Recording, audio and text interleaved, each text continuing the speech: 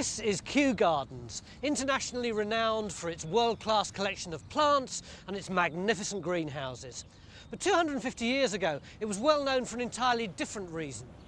This was the royal playground of George III, a British Versailles, and at the centre of which was the magnificent White House Palace. It was George's favourite home, and we've come here to find it. We've got one really big clue, this sundial, which is supposed to mark the location of the palace where George spent some of his madder years. But how big was it? What did it look like? And most importantly, where is it now? Time Team have got just 3 days to find out.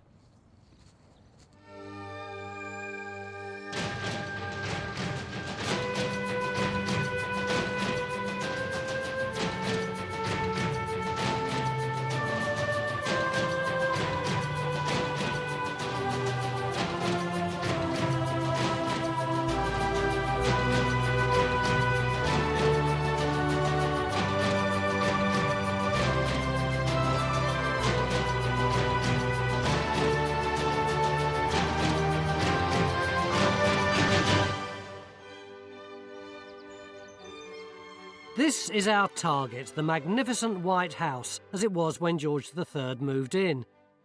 And given the handy sundial, finding it should be a piece of cake. Well, you're quite right. We really do, and X marks the spot here. But we have all this evidence for the White House here, but we simply don't know what sits beneath the ground. And that's what an archaeological excavation is going to be able to tell us. What survives here? Jonathan, what would you like to see come out of the next 3 days? Well, we know that some work was done here, substantial work by William Kent, one of England's most regarded architects. But we don't know whether he just slapped a facade onto an old house, and after his work was finished, we don't know what George III did to it when he moved here in the 1770s, 80s. It does seem to me that you've both got rather architectural goals, but all I can think of is the fact that this poor, frightened, lonely, mad man was stuck here for so long. Do you think there's a chance that we'll be able to get evidence of him and his life? Absolutely. I mean, as soon as we can get some trenches in, we'll be excavating the rooms of the building, and with luck, we'll be finding artefacts and finds within those which will give us the window on those lives.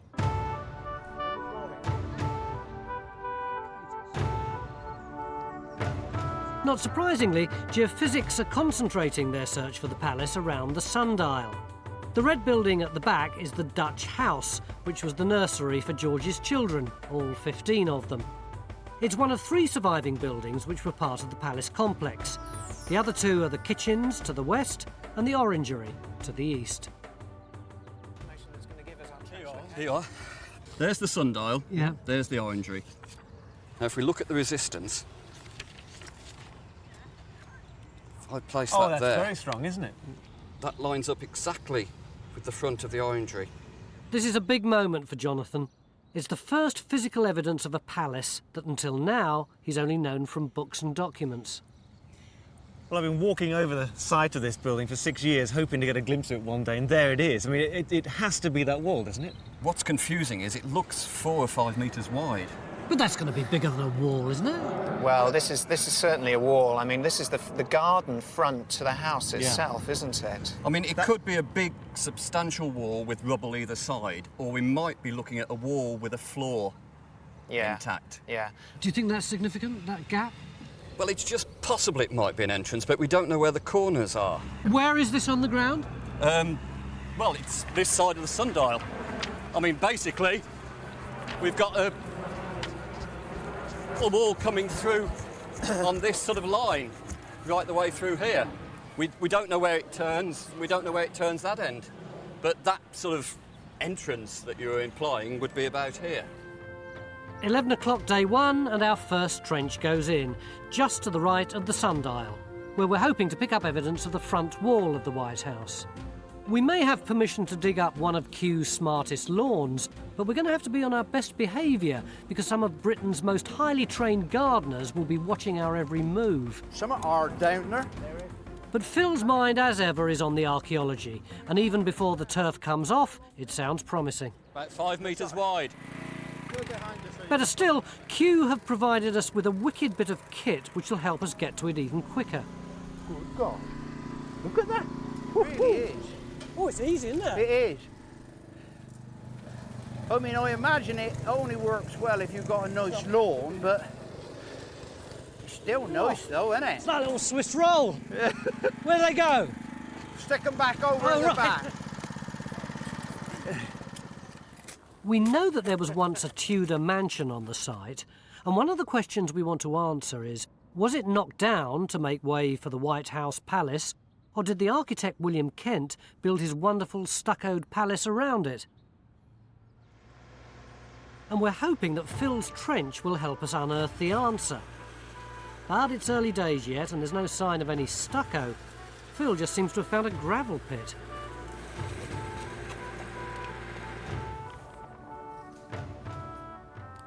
It's not only the digging that'll help us to unlock the secrets of the White House Palace. Stuart will be using Kew's extensive collection of 18th century maps to help us pinpoint it more accurately.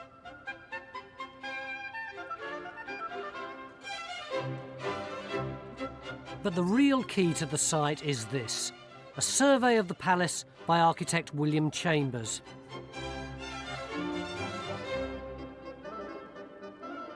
It shows in great detail the ground plan of the building, and from it we can already identify some of the rooms.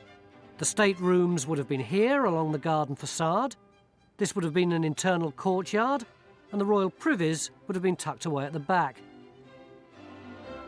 But Geophysics seems to think they're doing perfectly well without the plan. They've just got their second set of results from the heart of the palace. Well, we're just thinking maybe about another trench. Yeah. Yeah. Where's it going to go? What have we got? What's Well- the plot say? Look, this is where your first trench is. There. Right. If you want to put something in, I would actually put a trench like that. And the reasoning being, you're looking at this possible internal wall here, That's good Yeah. enough. and then you're looking at these responses, then you can see if there's any intact floor levels. I mean, these are the main walls, Yeah. and I think it's going to do something like that. Yes. So we're right in the middle of the house with this second Yeah. trench, aren't we? That'd be That's a good place to sooner put it. or If- later we so want to can know you what's going mark on inside as well as outside. 10 by Yeah. 2. Hold it, where's... if I do it We're like putting in a second trench to try and locate some of the internal rooms of the palace. And once we find clear wall lines, we'll use Chambers' plan to help us confirm where we are in the building. Phil spent 27 years lifting turfs by hand, but he's succumbed to the new technology and he's getting a crash course in mechanical turf cutting. That's the technical bit. Yeah. Hang on.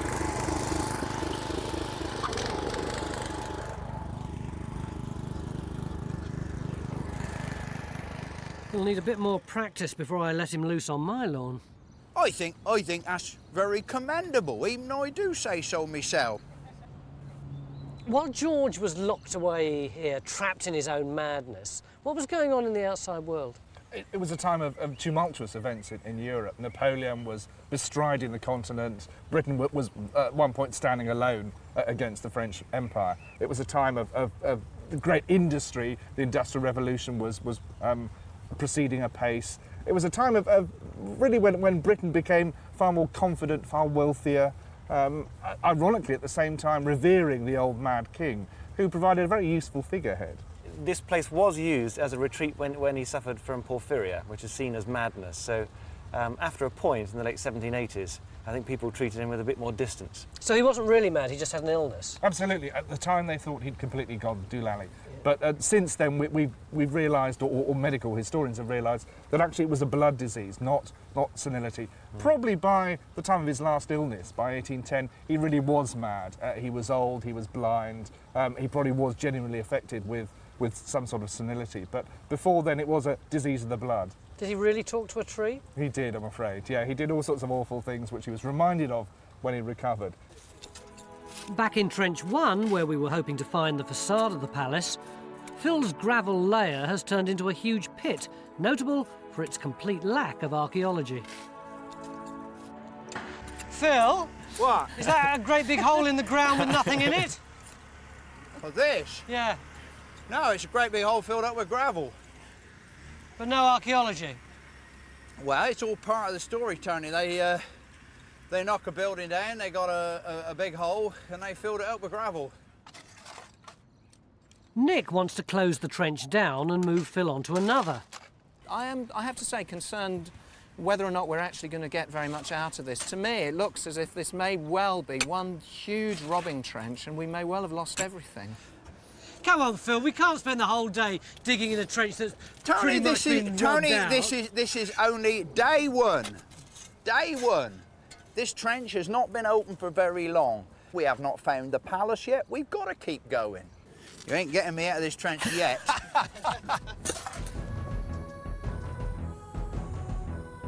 Apart from Phil, everyone's getting increasingly worried that the building may have been totally robbed out and there may be nothing left for us to find.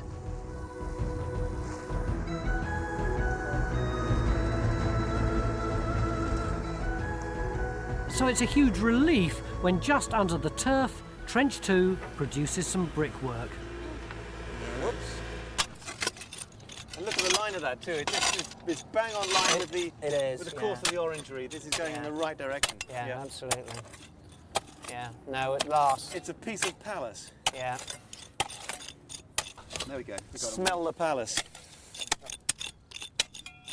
And just across the lawn in Trench 1, Phil's looking quite pleased with himself too.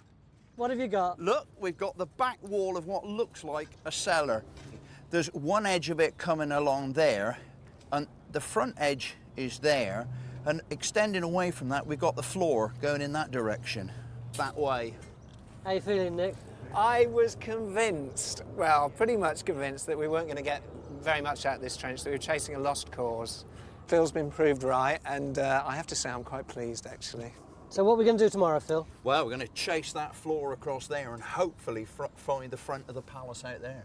So we've got a fragment of the basement here, we've got a fragment of an inside wall there. Tomorrow, let's hope we get right inside King George III's palace. Yesterday evening, everything seemed to be going so well. It looked like we got a fragment of Mad King George's palace in Phil's trench over there, and another fragment in this trench here. But now it's the beginning of day 2, and suddenly we've hit a big problem. John, what's the matter? Well, the geophysics just doesn't tie up with any of the plans we've got for the buildings. The In what way? dimensions are all wrong. We've got that wall showing clearly in Phil's trench. That's nice, that's the front wall. But on the geophysics, this wall here is 25 metres away, but the plan shows it to be only 15. They just don't tie up. Nick thinks the best way to solve the problem is to test John's geophys results by putting a trench into the clearest feature to see if it really is part of the palace. But he can't. Well, if we look at the plan here, directly in line of the area where we want to put the trench in is a gas pipeline. And we can't touch that, so that's the end of that trench. So we're completely stuck? Well, we want to put another trench in at the back of the building over here. This is somewhere along here? That's right, yeah. We want to locate the back of the building. But they can't put a trench into the back of the building because they don't yet know where it is. So it's now down to Stuart and his maps to solve the problem. He's trying to find out why there's a mismatch between Chambers' plan and the geophys results to see if he can tie down the location of the palace. Have you got this already scanned in? Yeah, we've Neil's just got that sorted. Yeah.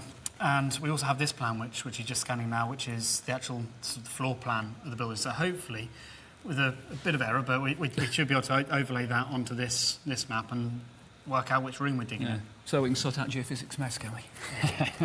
Right, OK. Oblivious to the confusion unfolding around them, the archaeologists in Trench 2 have been quietly uncovering more brickwork, and they've come up with our first find. David? Oh, hi, Crenza. Hi there, I hear you've got something to show me. Yes. Great little find here, look. Oh, that's fantastic. This is a stem from a royal Georgian wine glass, and it takes us right to the heart of life in the palace. The Georgians loved their booze and liked to drink it from flamboyant glassware. The top-of-the-range glasses that you might find in a palace were extraordinarily intricate, with patterned twists in the stems and elaborate decorated bowls. They must have been extremely fiddly to make. So we've set modern glassmaker Bob Crooks the challenge of recreating some Georgian glasses. So how are you going to start? Well, at the minute we're going to be making an air twist stem, and which is the bowl and the stem all in one piece. And what we've actually got here at the bottom section, we're putting 4 grooves in it, and eventually when that's actually covered in clear glass, they'll trap a bubble in each of those grooves, which will then twist up later in the process. So you're putting it back in the bucket of melted glass That's now. right. Just The trick is to maintain the glass at a constant temperature and to keep it turning so that the pattern can be twisted within the stem.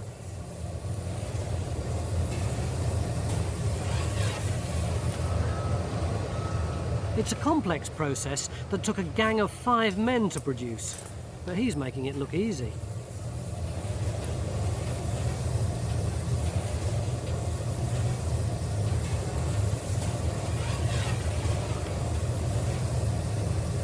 Hi John, Stuart here. Have you got those maps there, Stuart? We're getting desperate out here. Yeah, they're actually just being done at this very moment. We're just seeing the house drop over the top of your geophysics, John, and it'll be printed within a couple of minutes now. OK, if you can make it 1 minute instead of 2. it's halfway there now. Bob's working lead glass here. What's the advantage of that over the soda glass that was being used before in England? Well, it was sort of invented to rival it, but actually it was much more robust. It had a wonderful light refraction, it magnified things, wine looked good in it, chandeliers looked wonderful in it, and it was very tough. In fact, it was a British speciality, and even the gin glasses in pubs were made out of it. Fantastic. That is just so beautiful, smooth. So that's 1 down and 6 to go. My God, you do like to complicate things. Well, yeah, Where did that come from? But what is it, though? Let's have a look. I mean, we were just machining this back to get rid of what we thought was demolition rubble, and there's just this enormous block of standing masonry. Look, you've got bricks coming along there, a brick skin coming along there, and then that massive core in there. Right, let's figure it out. That's going in that direction, straight Right. toward the Dutch house. Right. Down here, this wall you got earlier, that's Yeah. going off at about 90 degrees. Right. So I reckon this should be on the alignment of the palace. So if that's the outside wall there, right, lining up with the orangery, that I reckon is an inside wall. Why it's got 2 skins, I've no idea. But if I was a betting man, I'd put at least £2, maybe 3 on it. That's rash. What on what? On this being the inside wall and this being the front, the facade of the house. Yeah, So at last, Phil and Jonathan are convinced they've found the facade which would have fronted the grandest rooms of the palace. Or have they? Not according to Stuart and Henry. Jonathan, over here. Let's have a look. We're virtually in the middle of day 2. And listen to what he's found out. Slight wobbler to throw at you, I'm afraid. What have we got? Well, we've managed to work out exactly where the position of the White House is and where your trenches are. Where Phil's trench is in the garden, across what was probably a path, and the other trench is just hitting the house over there. That's where it is, boys. Nick, our time's been wasted. Well, absolutely not. I mean, I'm absolutely perplexed because we found archaeology, we found good archaeology in Phil's trench. And we've just been looking at it, we've just been discussing the implications of what it means, and we were very, very happy for it to being a corner of this pavilion here. I really need to sit down and have a look at this. You're not sure he's right, are you? I'm not sure you're right. It looks wrong. This looks wrong. Henry and myself look at the size sweat of of it. blood. It fits with the scaling of the measurements. The scaling explains the geophysics, certainly. If Stuart's right, the White House is sited much further north than we'd thought, so whatever Phil's found, it can't be the front wall.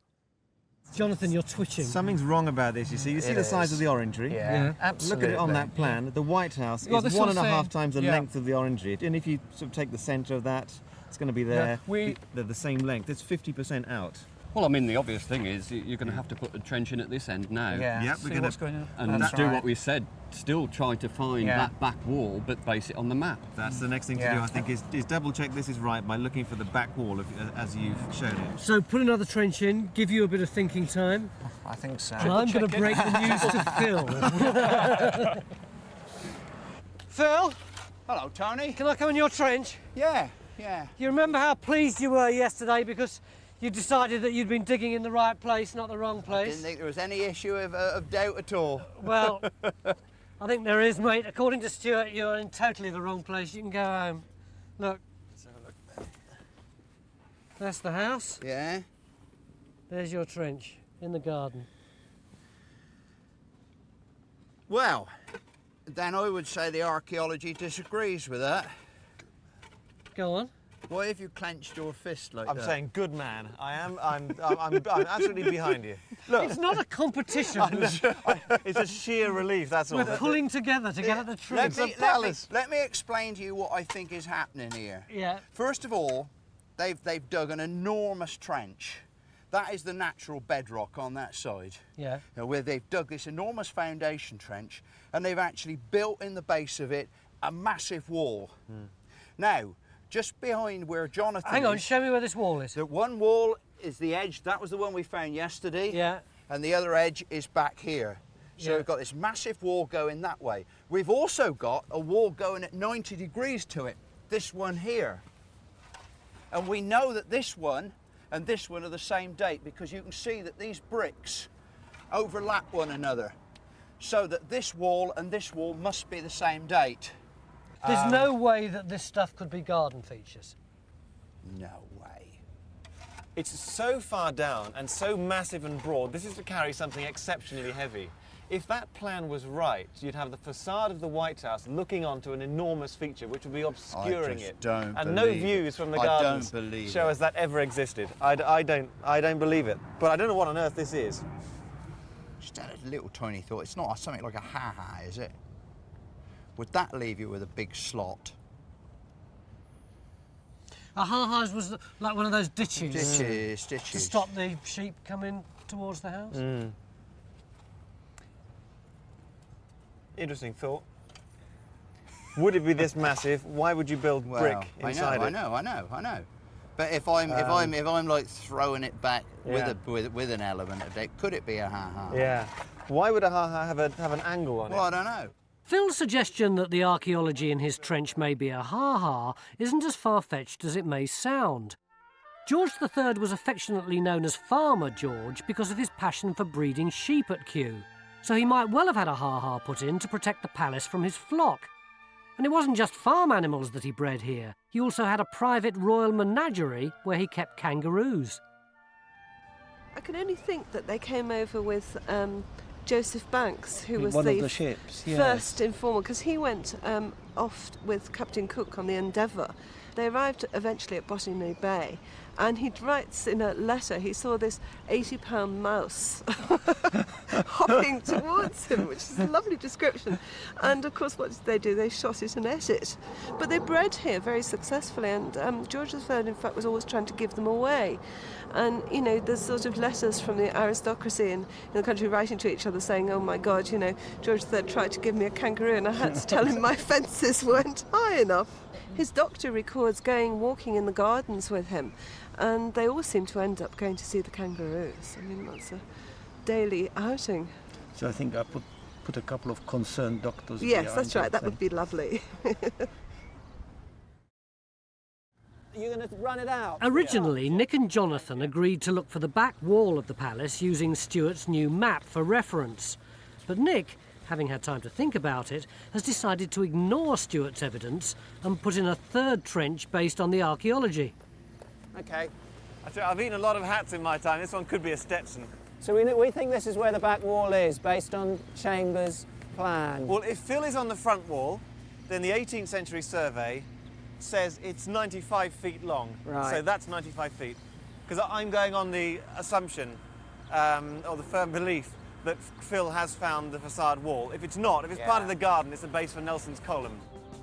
Trench 3 goes in to see if we can find the back wall of the palace, which is becoming increasingly important because in Trench 2, the brickwork's beginning to look like a courtyard. This latest discovery could support both theories, because it could either be inside the palace or out in the garden. And then what you're doing is if you're coming out, if you come through this wall, you're actually into a courtyard. Yeah. And then I can explain bits and pieces about what's going on here. The latest phase does seem to be this drain, which is coming all the way around here. And it's cutting this sort of brickwork, this wall that's like here and over here. Yeah. And then, of course, we've got other bits and pieces going on. We've got perhaps a soak or something here behind me. Further sort of parts, bits and pieces again of courtyard rubble. So we've got the courtyard, but is it inside the palace? Now that Phil's moved to Trench 3, everything hinges on him finding the back wall and finally locating the palace. If he finds the wall, we'll know that the courtyard's inside. If not, Stuart's right, and we'll be right back out in the garden. It's Tony. Hello?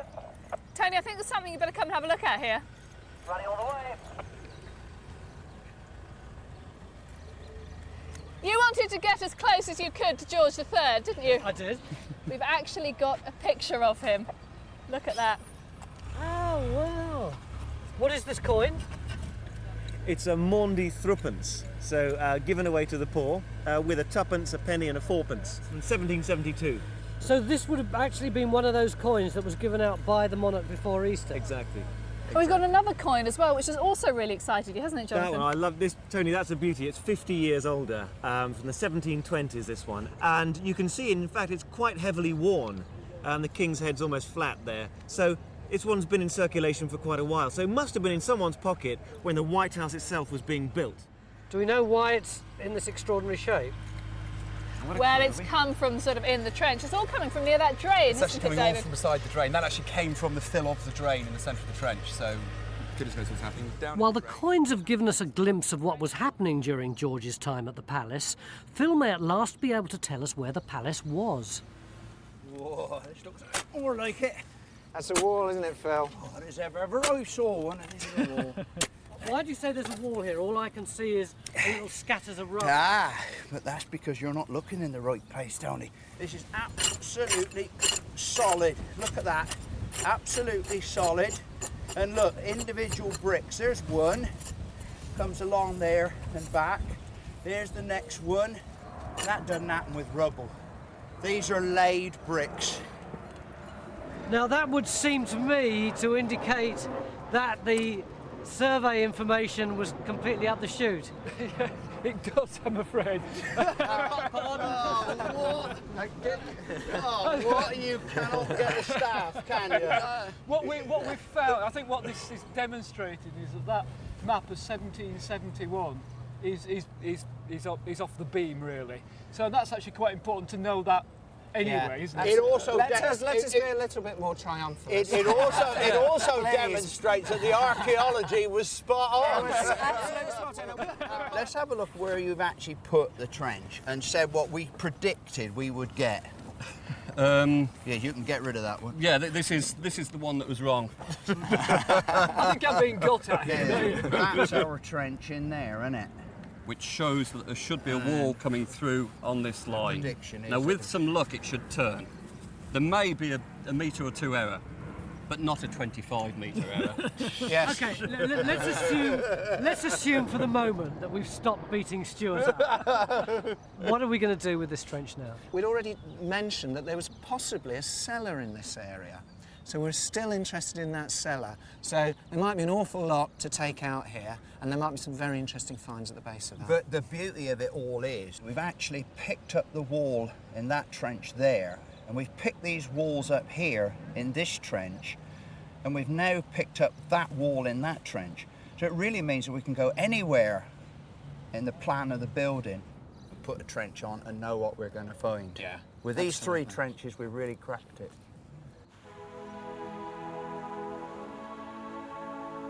Stuart's completely perplexed. He can't understand how the map could be so inaccurate. So he's going back to the drawing board and he's collating all the old maps from scratch. Just across the lawns from our trenches, tucked away behind the trees, is a small building which served as the kitchen block for our palace. Have a look at this then, Tony. Cool. This is where the meals for King George III were made. I wasn't expecting this. What's this thing? Right, we've got a great hearth here for roasting meat. So all these racks there are to put your side of beef or whatever over a dripping tray. And this mechanism is pulled down by a weight and turns the spit itself. So it's all there from the 18th century. But these bits of meat would have been massive, wouldn't they? Well, the really interesting thing is there's so many little rests for lots of different spits, because we know from the household accounts they were cooking masses of different meals every day for the royal household. What kind of stuff? For the Queen and the princesses, you've got about 18 courses here, most of which are meat, very fancy things.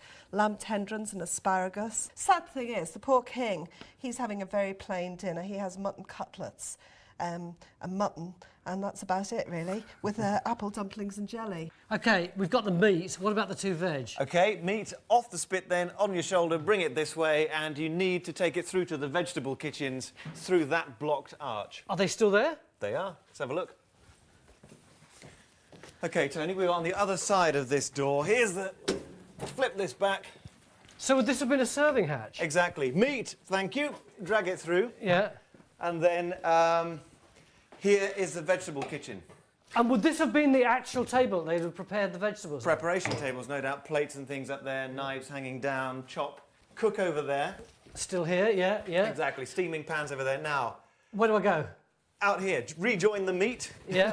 And we make our way toward the White House. Now, look, I'm not going to go all the way to the White House with my meat. It's about 50 metres. Yeah, and through wind and rain if you go out that door. Yeah. So where else would you go? Well, have a look here. Here are the makings of a tunnel. But it's bricked up. How do we know where it leads? Well, we don't. So I'm hoping that John can help us in the garden. John, why are you up there? I'm trying to see where the building is so we can track the tunnel. Is it a totally stupid idea, or is there something down there? Well, I don't know. We've just got to try with the radar. When will we have the result? Not tonight. Tomorrow? Well... Hopefully tomorrow we'll find a tunnel. 2 days ago, I was asking why on earth we were bothering to try and find mad King George III's palace when we were pretty sure we knew where it was. Well, 48 hours later, I can categorically tell you that the palace is there. Or possibly there, or it might be there, or it could be down there. And the one person more than any other who's created this confusion is Stuart, who yesterday was practically driven from the site after one allegation about where it might be. But like an archaeological Dracula, he's come back from the dead with another location for this flipping palace. Yeah, I don't know whether I'm going to help sort the situation out or confuse it even further, I have to say. This is the White House in here, in the background. And on here, these are the three trenches. This one here is the one behind you. As you can see, it's on close to the back wall of the White House. The one here is outside the house. And that trench over there, the most interesting one, which we thought was on the front wall of the White House, actually is inside the building, and the front wall might be even further out, between the grass and the path. Stuart seems to be shifting the palace all over the place. His first theory put it here and trench 1 into the garden. Wrong. But this latest interpretation of the maps is even more dramatic. It shifts the palace 25 metres south, putting trench 1 into the middle of the building and fills supposed back wall in trench 3 into an outhouse. Once again, confusion reigns. Jonathan, your eyebrows actually raised. Well, they did. When you said we thought that it was, some of us still do think that's the front wall of the White House. If not, it's a cruel twist of fate, isn't it? You know, you screwed up. You screwed up. You screwed up big time yesterday. You gave me a duff map. My confidence in you was totally shattered. And yet the archaeology in the ground still supports that best fit that we had yesterday. That the wall over there is the front of the building, and then when we predicted from that there would be walls in this trench at the back over there, lo and behold, we found them. They're all on the same alignment. The other thing is that trench 2, where we expected to find the courtyard in the middle of the house, is a courtyard. We've got a vaulted subterranean structure where we wanted a cellar. We've got a front wall with nothing beyond it for the front of the house. We've got two options. The first thing we need to do is undertake a geophysical survey along the front of the house. This will locate the main wall if it's further south than Phil thinks it is in his trench. The second thing we've got to do is we've got to extend the trench behind us. We need to find some more architectural features within the building, then we can lock our position down. Then we'll know where we are. There is actually a third option. Come and have a look at this trench I was digging yesterday. I don't know why we're bothering to do all this, because even if Stuart is wrong, he'll produce another map. Oh, yeah, I know. He knows me too well. Now, look, this morning, earlier on, I actually got up into there. Oh, yeah. And look, there's an end wall in there. Yep. Now, if we extend the trench just a little bit, we should be able to find out whether that wall continues across there. In other words, whether it's an integral part of the house, and also possibly if there's a return there, or whether it's a totally isolated feature. Yep. Geophysics have been hoping to chase our secret tunnel, but they've had to postpone their search so they can widen their survey to see if Stuart's right and the palace does extend to the south of the sundial. John, you're going to put us out of our considerable misery. Well, I'm not sure if Stuart's going to be too happy.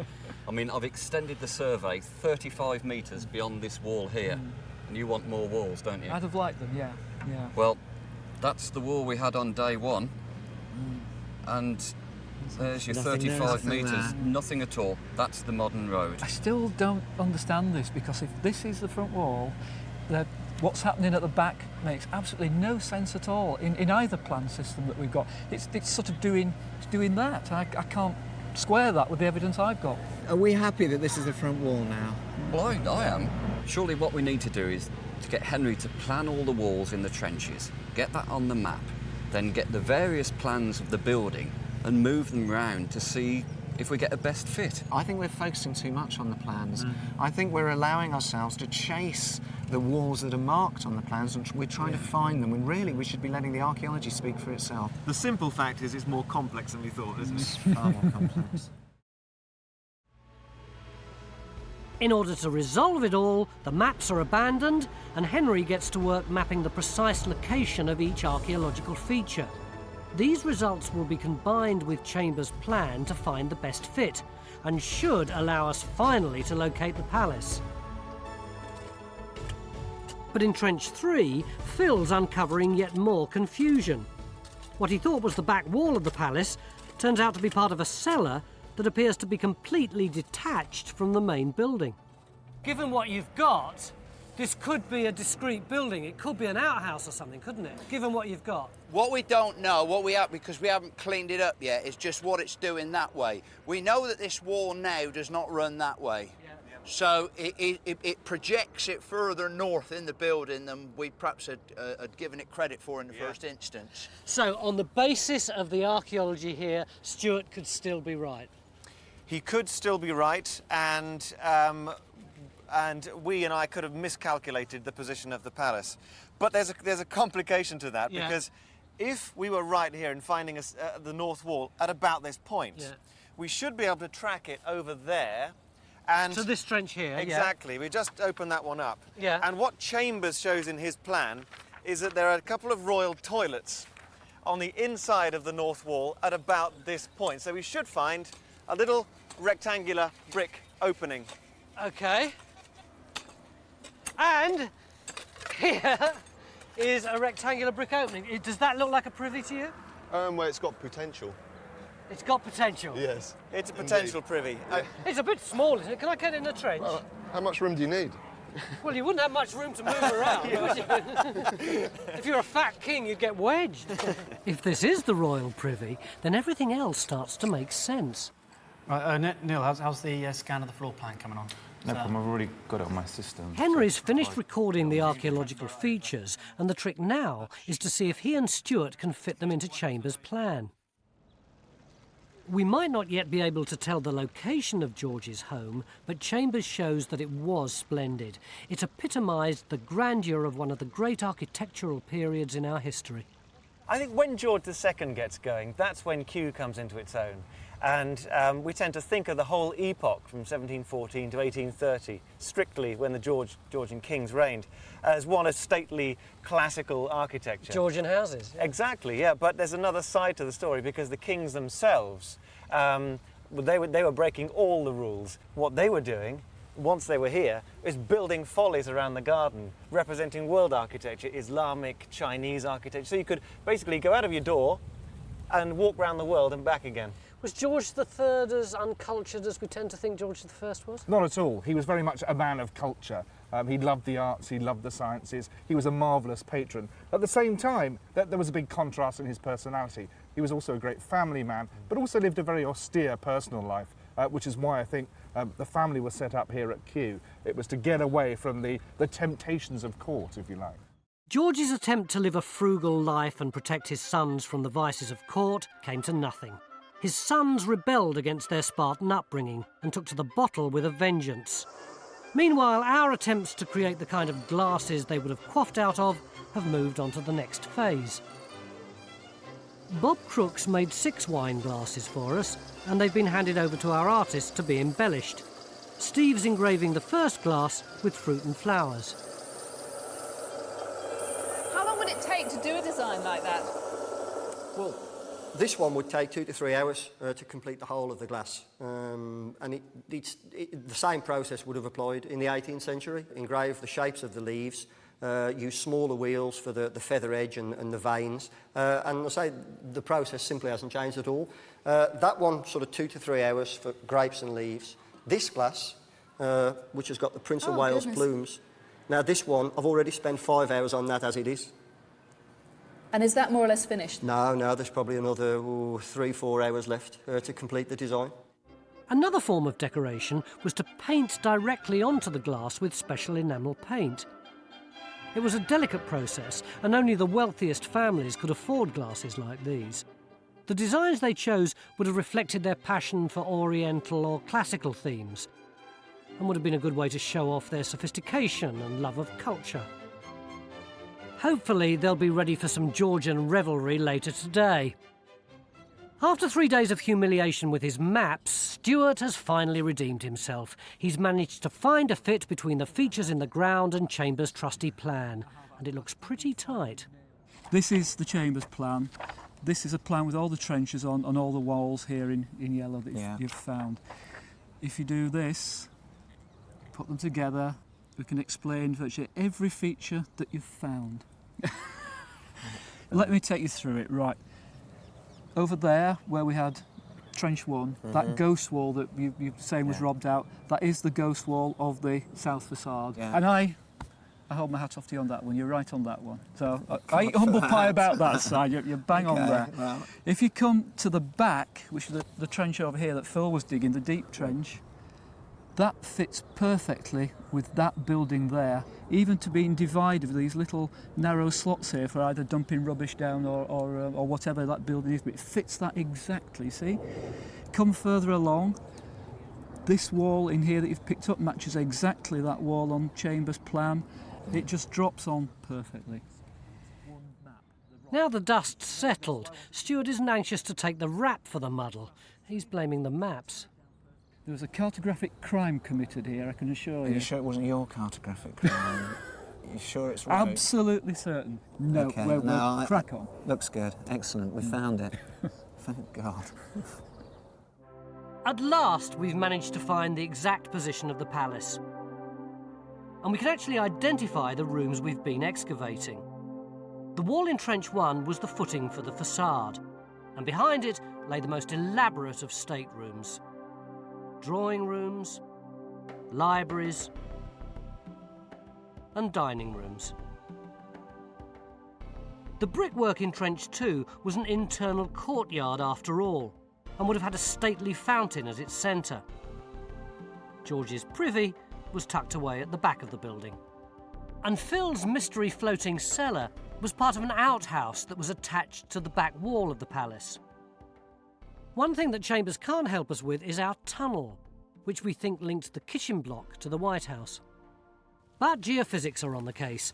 They've been using radar to chase the signal they picked up yesterday. And because it's pretty rare to find a secret tunnel, all the gardeners are keen to lend a hand.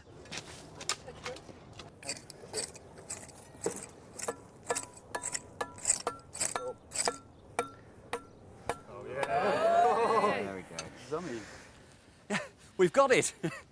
We've got it. It's over by the tallest tree over there.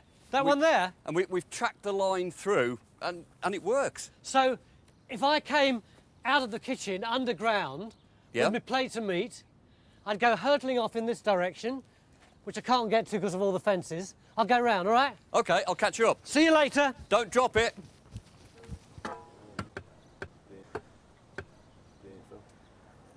Deep and nicely. Hey? Come on! Here we are. Yeah. Well, look, this is what we got on the radar. These reflections, I mean, we got a line of them.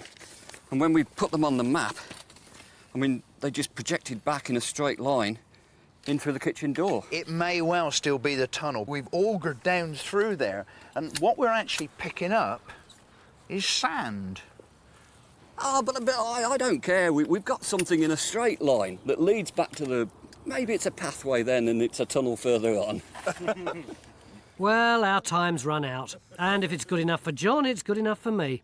One last question remains. What happened to the original Tudor house? And in Trench 2, Jonathan thinks he has the answer. Right, here we are then in the heart of the building. And we ask the question, was this a new building in the 1730s or was it built on top of an older structure? Well, here we find characteristically Tudor bricks. How do you know they're Tudor? Well, they're not like all of the bricks that were made for the Georgian parts of this building. There's not a single sandy-coloured or purple one amongst them. They're deep red and they're shallower than the Georgian bricks. They may well be reused, but we must remember that in the 1670s there's an old house on this site, and John Evelyn visited it and saw its orange gardens and said it was remarkable for its time. That's what this seems to be. Do we know whether that part of the trench is part of the earlier build? It could be part of an earlier hard standing or a courtyarded garden. It's certainly got some water features running through it, and all we know is that they were still functioning when those Georgian threepenny bits were washed up 230 years ago in the drains. So we now know that the palace was originally a fine Tudor mansion with a beautiful secluded central courtyard. And when the royal family took it over, it was extended and refurbished by William Kent. He added the great facade to the old house. The palace, surrounded by its wonderful gardens, was George's favourite home for 30 years, until it became too old and rickety to maintain, and so was demolished in 1802. 3 days ago, I said I wanted to get into the heart of the White House, and in this trench, we really have. 200 years ago, when George III had finished his ablutions, he'd have walked down one of his magnificently appointed corridors. He'd have stepped out into his open courtyard with its bubbling water features and fountains. He'd have peered into one of his staterooms, and then he'd have opened his big front doors and looked into his garden, his own version of Versailles, and he would have smiled as he watched his drunken sons and their hangers-on disporting themselves in the evening light. Well, there you are, Tony. That's a glass with the White House on it that we made ourselves. To George III. Cheers. Cheers. Cheers.